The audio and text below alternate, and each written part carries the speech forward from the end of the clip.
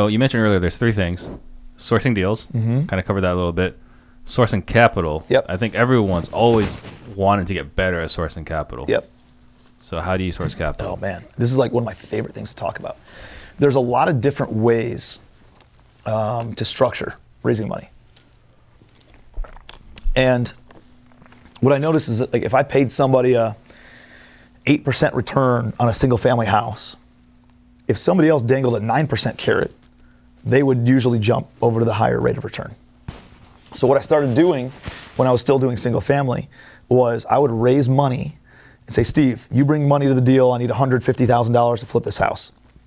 I'm going to pay you a fixed 10% annualized on your money, or 15% of the profits, whichever is greater.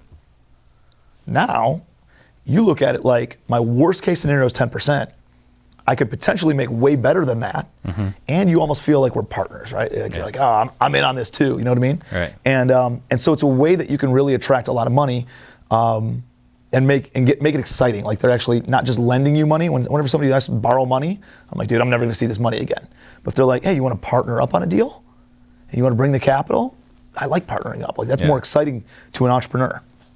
So that's one part as far as single family goes.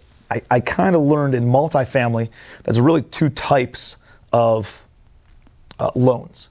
One of them is like the debt loan.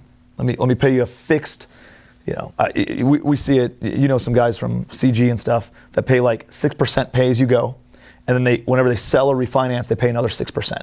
So it's like a 12% total return annualized on their money.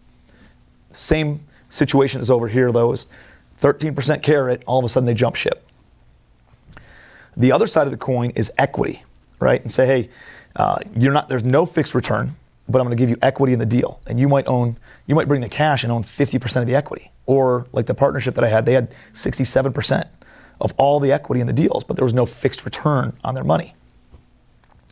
That's fun for somebody who's a little bit more risk averse, or no, pro risk, I don't know what the word is. So like they're okay with the ups and downs and the cycles and potentially not making any money on something, but having bigger upside when they do win. It's not so good for somebody who wants predictable cash flow on their money. So I thought, dude, you either got this or you got this. Why not create a hybrid? And so the way that I structure is I pay a fixed return of usually 7 to 8% while the money's deployed. So if you invested in one of my deals, you put 100 grand with me, I pay you like 8%, let's call it, for about 2 to 3 years while the money's invested in this value-add apartment.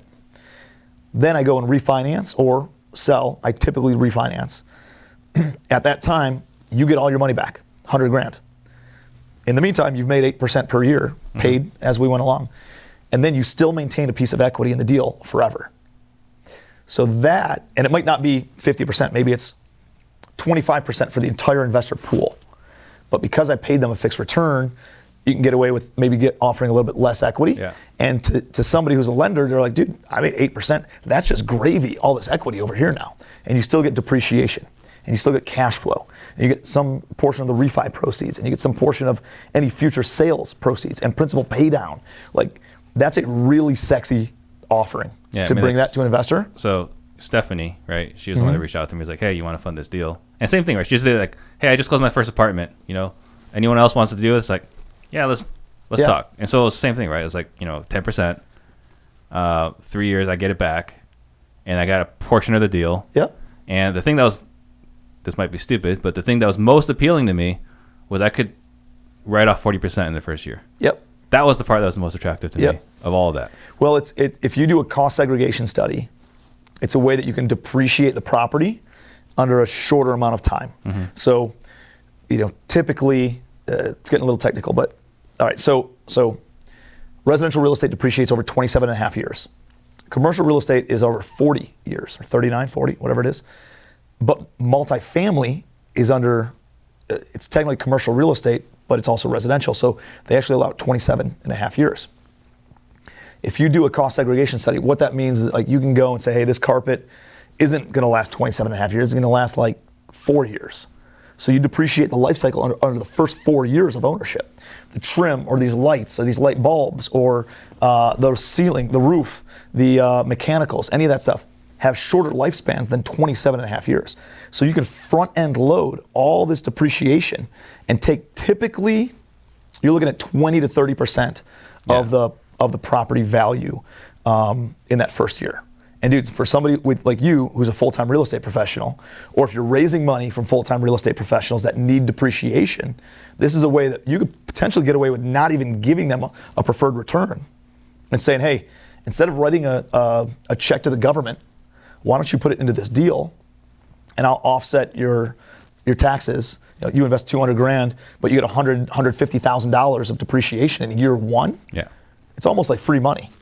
And then you got the equity, you get the cash flow, you got and that's just year one. You got year 2, 3, 4, 5. So yeah, I mean, it can get really sexy, man. You can do some really cool stuff with it.